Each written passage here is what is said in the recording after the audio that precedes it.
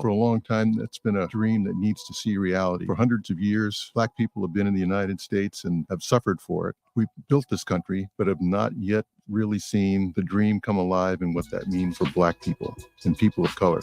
This is going to take some time and some work and a lot of sacrifice. But people of color have always done that, and so it won't be any different. You don't need to do it alone, and you don't need to do it alone, because this is a community work project. It's going to take some rigor. It'll take a change in mindset for individuals and the community and the nation at large. This won't be simple, but that's okay. Nothing that's good or worthwhile is ever really simple.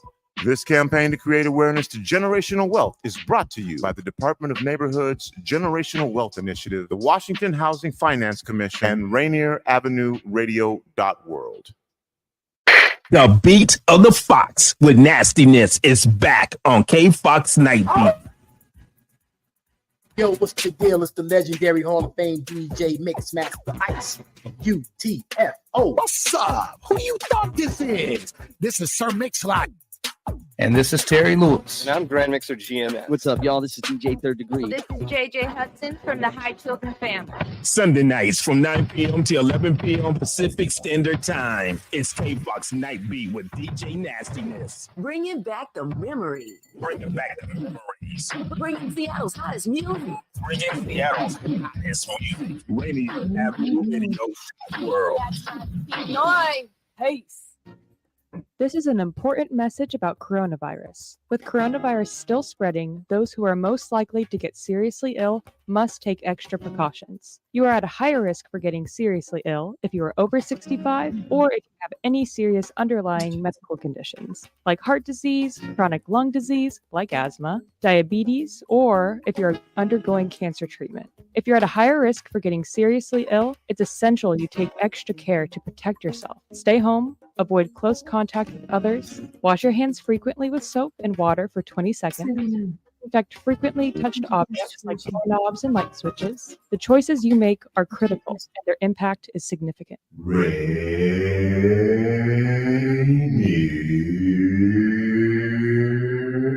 Avenue Radio.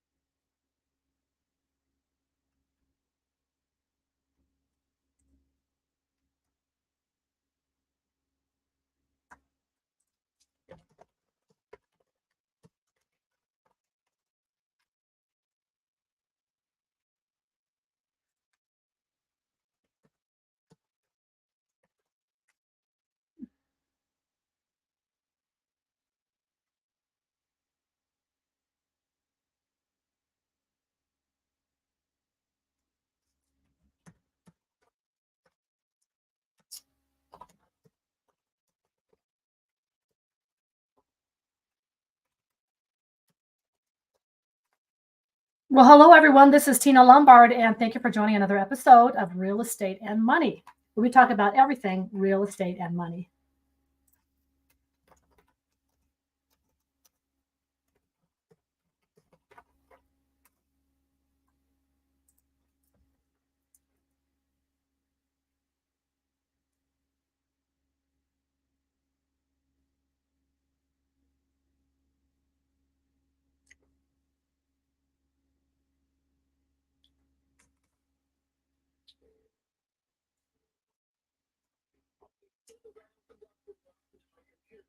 Oh, okay. Oh, I'm sorry. Okay. We'll just hang on. You got it. We'll just hang on. Okay. Thank you, Daniel. Okay, bye.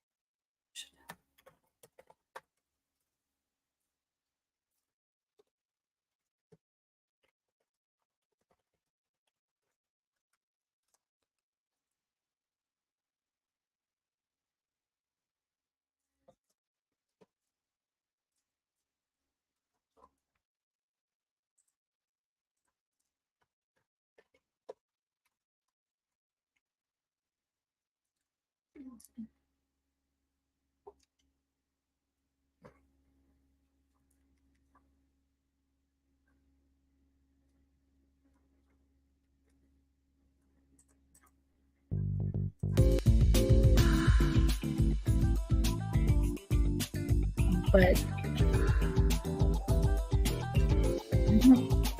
yes, well, hello everybody, and thank you for joining another episode of Real Estate and Money, where we talk about all things real estate and money. So thank you for joining us. Hello, V. Hi. Can you see me? Yes, I can see you. Oh, there. There you go. Okay. Yes. Great. So anyways, I'm actually in my living room.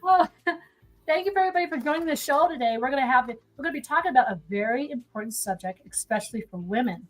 You know, Violeta, a lot of women are out there in the market trying to look for homes, and they can be anywhere from 22 years old all the way up to like 67 or plus trying to look for a home. And so some of the constraints that were defined, that women were defined by in the 50s, 60s, 70s, or early 80s are different now in the year 2024. So now women do have an equal stab at buying a home. They have an equal stab of financial wealth. They have an equal stab of building their dynasty. And so we're going to be talking about real estate and money as it concerns women on this show today. Mm-hmm. Yes. So let me ask you this, Tina. How hard is it for single women to apply for a loan? Because they're probably thinking, God, I only have one income. I need this much money, or I don't know how much money I'm going to need. I want to buy a condo for myself. Yes. Well, you know, it's something, Violeta, that a lot of women were stigmatized. We were told that we don't need to buy a house. If we don't have a family, what do you need a house for? If there's no man in the picture, what do you need a house for? Or, you know, when I get women to apply for loans, a lot of times they were asked before they got to me, where's the man at? Who's going to be co-signing your loan? You know, with women's equality and the rate of pay, you know, back in the 70s, 60s, 50s, women were not paid as much as men were. So there was a different risk when you have women. But now, even though it's not completely the same, but the employment gap and the wage gap between women and men are starting to close. So I have a lot of women, you know, it's just by default, I have a lot of women who are buying homes. If you look at my pipeline, I'd say about 70% of my loans are single women.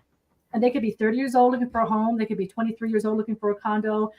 They could be something like 59 years old buying their first house or buying their eighth investment property. So now, you know, we've been fighting for equality, and now we have it. What we find is a lot of women do have the income. Women, I have women who are lawyers, who are educators, you know, who are retail people. They're CEOs of companies. They own businesses, and medical doctors, dentists. A lot of women dentists, and a lot of times they go and they do have more than enough income, but for whatever reason, they don't get the proper treatment. So when it comes to applying for a loan, they still get the diversity thing. Or isn't there a man? Are you married? What do you qualify for? How many kids do you have? And it's very intimidating when you look at the, when you look at the application, they'll ask if you have any kids, you know, and some women say, hey, I was married for 5 years to a gentleman. We divorced. I've got 4 kids and I may or may not have child support. A lot of times women are very scared if they have children and whether they're receiving child support or not, they get scared that they're not going to apply for a mortgage or they're not going to qualify. But you know, all this is like going into fair housing. It is. You know, but you discrimination, children, you know, single women or, you know, families. You can't even say families these days. Yeah.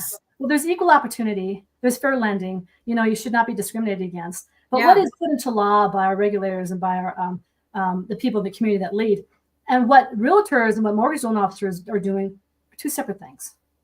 You know, they're two separate things. Somebody may come in, they may be a woman, and somebody says something very discriminatory like, well, aren't you married? Well, do you get child support? Do you have any kids? You know, so women have to fight for it, even though it is law. That is not guaranteed that you're going to walk into a bank or talk to a realtor or a mortgage loan officer and you're going to get equal treatment.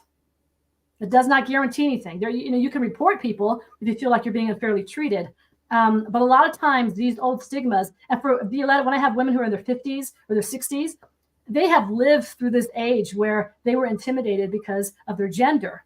And so a lot of them are very hesitant. Or I have women who are 43 years old or 37. They're like, listen, I make $180,000 a year. What can I buy? They have a different attitude. And so I have friends now, you know, who don't even own condos, they're still renting. And they're like, why do we need to buy a house? They don't get it. But then a lot of women are like, yeah, I have a house in Miami, I have a house in Arizona, and I have a house here in Seattle, and I want to buy 2 more rental properties for cash flow. So you have women on all ends of the spectrum. But so for us, as realtors and mortgage loan officers, right now, a great deal of the market are single women. Now, let me look at something really quick. There is, and Daniel, I want to ask you to bring it up because I know it may crash the computer or something again, but there is a household composition of homeowners. And in 1981, 73% of the market was occupied by married couples. So 73% of all loans were married couples. And that was in 1981, right before I graduated from high school, right? And then now we go all the way to 2023. Only 59% of the market are married couples. Now for women comprise single women, not married women, single women comprise of 20% of the market. Single men are comprised of 3% of the market. I'm going to say that again. Single men are comprising 3% of the market. Women are comprising, single women, not married women, 19% of the market. And of course, married couples are still the largest component, and they're at 59%. But right now, there is a big change. A lot of people, thank you, Daniel. Just look at that for a second. Let's just digest that for a second. Now, this married couple thing, you see, it's going down. You have the unmarried couples, and they're like 10% of the market. And, and with the market, a lot of people are not getting married anymore. A lot of people are not getting married, and this, of course, affects married couples, so on and so forth.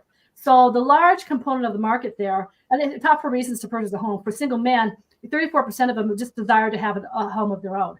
And with women, it's 29%. And if you look at 16% of, they just want to change. They want to change because of their family, right? Their family dynamic. About 6% of men actually desire to be close to friends and family. But women there's a staggering 16% want to be near friends and family. Mm-hmm. What differs is retirement. Men, 7% of them are concerned about retirement. Women, only 4% are concerned about retirement. So what that tells us is they're buying a house like right now. They're not looking for, 30 years or 40 years, what this is going to do for their retirement. It's not a reason for people to buy or sell homes. Basically, it's a desire just to have their own home is what's really driving the market. So Daniel, thank you for that. Do you know about how many divorced women are in the market for home, or even women whose spouses have passed away? They're now single and they're up there in age and they're looking to downsize because all the kids are out of the home. Yeah. Well, there are a lot of people who, it's 50% of all marriages, unfortunately, in the United States end in divorce. And I'd say it's 50-50. A lot of the women who come to me have been divorced for years. I have some people who newly got divorced and they have to refinance the current home, or sell and buy somewhere else. So it's a component of life right now. You always, my typical woman is, she's a professional. She has been divorced before. She's married, divorced, had kids. Kids are growing, they're out of the nest.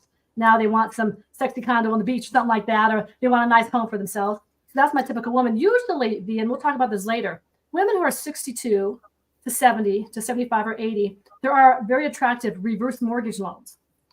So I'm not going to get the common woman at 73 years old wanting to do a widower. That's not really the market anymore. Now you go into reverse mortgages and it's a whole different animal. It's probably the 55 plus that.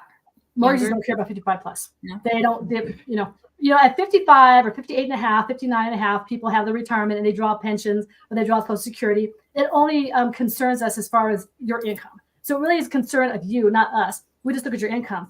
But when you're the age of 62, 63 on up, I suggest people go to reverse mortgage, and we can talk about that later. That's a different animal. But right now, the segment of women who are single, who are buying homes, they either choose not to get married or they were married.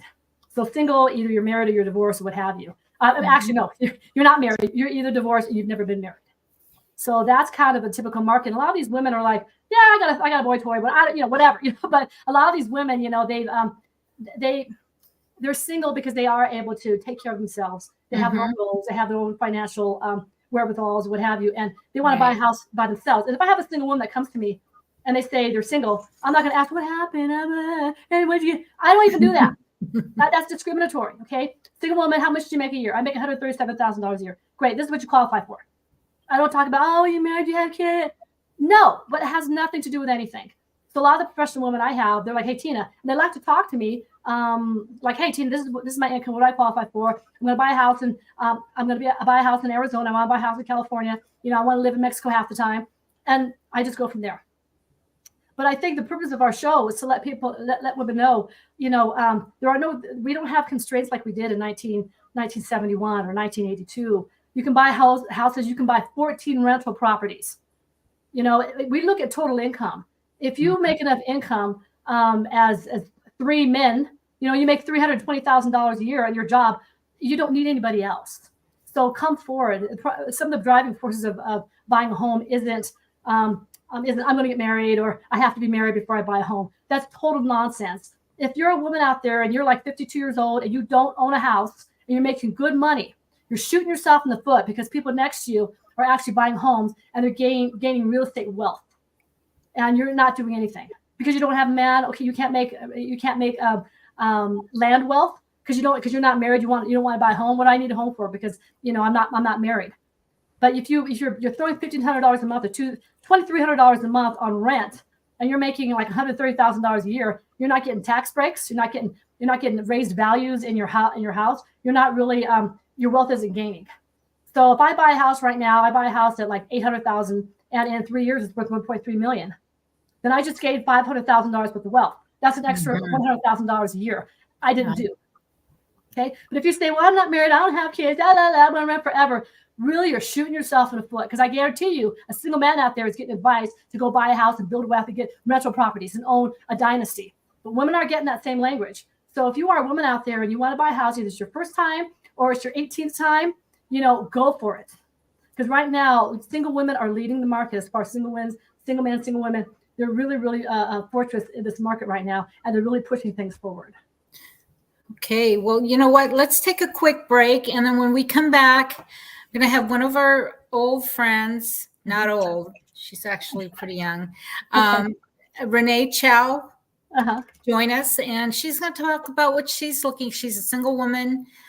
She's a professional, hardworking woman, and she has a place of her own right now, and maybe looking for something else. We don't know, but let's talk to Renee and ask her questions as to what is a typical woman looking for. Go on a break, Daniel. We'll be right back. Thank you.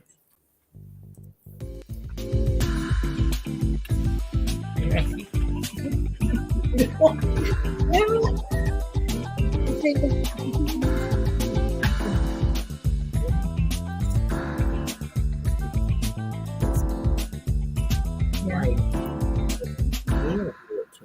Oh, I never got the okay. All right. Well, we'll just talk about the future. Just okay, great. right now. You know what? Okay. All right, here we go. We're here together in my home. Hi, how are you? Good. How are you, Tina? Fine. Thank you. Nice to see you. Yes. Thanks for having me on the show. You bet. Yes. So, go ahead, Tina. So Violeta, introduce Renee and tell us about her. Yeah, Renee and I have been friends for a long time, and in the business of broadcast media and advertising and marketing. She is with Swedish Hospital Marketing Division. And tell us a little bit more about yourself. I think that covers it. I've born and raised. I've lived in Seattle pretty much my entire life, so haven't really moved to any other city. And yes, I'm in the marketing field. I work for Swedish on their team, and yeah, life is good. Great. Yes, Renee joined us a while ago and was an amazing guest. So we thought we'd ask her back and ask her a little bit about herself and what she will look for in a home when she buys a home, and what some of the things that are important to her. Yeah, like what amenities are you looking for? Well, I think number one would probably be location. I think you both had talked about, being close to family and friends. I think that's probably one of my big deals. And then I think also safety too. So, I always go back and forth. Do I want a house or do I want a condo, which is actually in a building with a little more security? Definitely not a ground floor unit. I would look for that. But I think the big thing, as I mentioned, is probably location. I want to be close to family and friends if I can do that. So the affordability factor too, as to where if you're going to be in the heart of Seattle or outskirts of Seattle, where things could be a little bit less expensive. Yes, and I think that right now too, because a lot of my friends and family live in Seattle, the Seattle. Yes. It's very expensive. I currently own a condo in Seattle as well. That's, located pretty close to everybody and everything. I love the location, but it would be nice for a change. I think I'm at a point where maybe something a little newer, upgraded amenities, that type of thing. So that's what I'm torn. I don't know if I could afford Seattle again. If I sold my place here in Seattle, I feel I need to move to another state or something. But you know who can tell you if you can afford it is this lady over here, Tina. Yeah, I know, and that's a very standard question. I'm in my late 50s, and I've got equity in my house. And when I hit 62 or 65 or 70, when I decide to retire, there's what's called a reverse mortgage. And with the reverse mortgage, if you have 50% in your house, a lot of times you can have either no payment or you get money back from your house. So I at least want to be in an area where I'm 50% owner of a house. So when I do hit a certain age, I don't have a mortgage anymore, or I have a reverse mortgage or something. But gosh, Brenda, you hit on the nail. Location and security. We're not playing games. I mean, we will pay extra for a nice neighborhood or a secure place. And then for me, I like tranquility. So talk to us a little bit about the amenities in the house. Do you want a sanctuary? Do you want a deck? Do you want closets? What do you see? Well, that's exactly it. After a long day at work or you're out there, just with the public, it's always nice to have kind of a sanctuary. I mean, that's your home. You want the peace and the quiet. I wouldn't mind having some private outdoor space. I'm thinking condo. So maybe an outdoor space, maybe a balcony or something to be outside. Sometimes there are townhouses that have a rooftop level, so you can have your own private little party up there, and it's all wrapped in. Maybe a big entertainment space, and at least 2, maybe 3 bedrooms, just to have friends over. I do have a lot of out of town friends. It would be nice to have a comfortable space for them to stay. Yes. Now, how about the kitchen? How important? What type of things do you see in the kitchen? I like to entertain. I can't say I'm a chef by any means, but she loves baked goods. Yeah, but I do like baked goods. Okay, so I got a list here of the 11 things women like, and I think you hit all of them, Renee. You got first of all, they have big closets. Is the big thing, which is big. You got the little ones we had in the past, jetted bathtubs. Ooh, I never thought of that. So location, security. Number 5 is a great place for socializing. 6, a dedicated laundry room, and then low maintenance, and also a separate master shower and tub room, and a 2-car garage, and also an extra room for family or friends. So that's perfect. Yep, that's perfect. Okay, let me get that list so I can look for something for her. But I mean, it's true. And a lot of times, like I've got kind of a yard and stuff, but I still have to go out there and I got to trim the trees and cut the grass and stuff. Maybe in my elderly years, I don't want to do that. I want to have a place that's already maintained. But I want to come home and I want to have my sanctuary. I want my peace. I want my little wine cellar. I have my little peace. I got a hot tub. I go jump in there, I do something like that. But my neighborhood is very secure. And it's a very good location. I'm close to the freeway. I'm close to downtown Denver if I want. I'm close to the mountains. But location is huge. And, it's something right now, Renee and B, it's like a lot of these women, we're making good enough income where we can actually find our dream home. We can actually find a home. Now, New York, San Francisco is off the grid. I don't know what's going on there. That's right. I know, even though Seattle is up there, still with the income actually is up there too. So you can find a house to rehab. A lot of women are finding houses that are brand new, which is fine. They're finding nice condos, but some of them are finding some houses that are turnkey where they are nice. They're in nice neighborhoods, and maybe the seller actually was an elderly person, they're trying to move out or something. But you actually, in Seattle, there are some, due to your income, there are some houses that you can still find. You know, even though it's high, it's not as bad as some areas of the United States. Oh, that's good to know. That's good to know. Actually, Daniel, can you show that one slide that I sent to you? Is that doable? Here's a couple of townhouses. Oh, nice. And the one on the left in West Seattle, $595 for that baby. Yeah. 2-bedroom, 2-bath. Wow, that's a good deal. Is it new construction? Wow. You know, so you'll have to take a look at it, scrub it. But you know, gated communities are kind of a thing now for security purposes. So yeah, that one's a good one. And then the one on South Lake Union on the right-hand side is $626,900, 2-bedroom, 2-bath. A little over 1,100 square feet, and it's brand new as well. Wow. So there are options like that for living in the city. You're used to being in the city. You're not actually working at the office, so you can be at home and feel at peace in one of these beautiful places. Thank you, Daniel.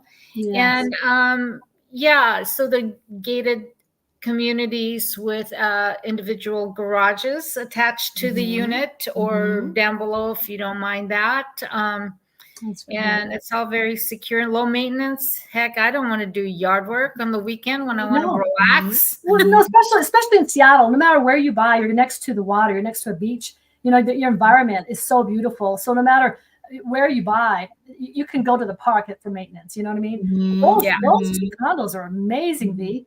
Yeah.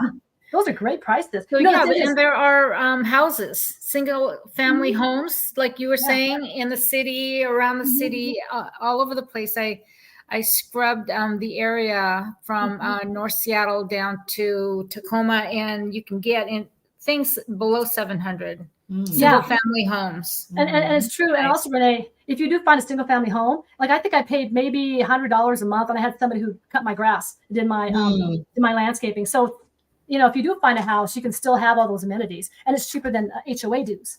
You know, So the thing is, if you're a woman, you've got income, go out there and grab.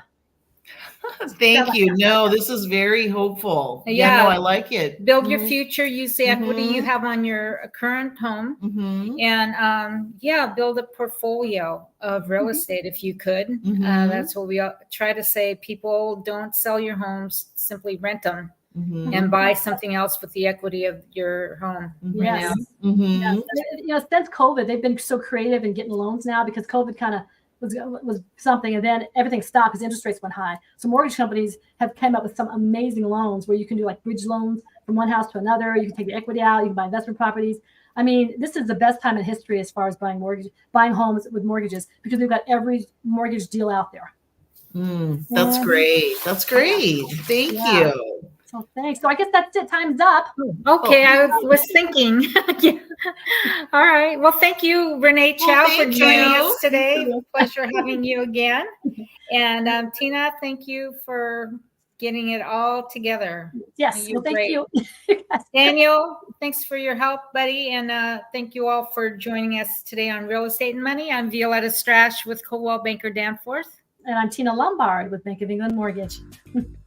See you later. Okay. Thanks for your time.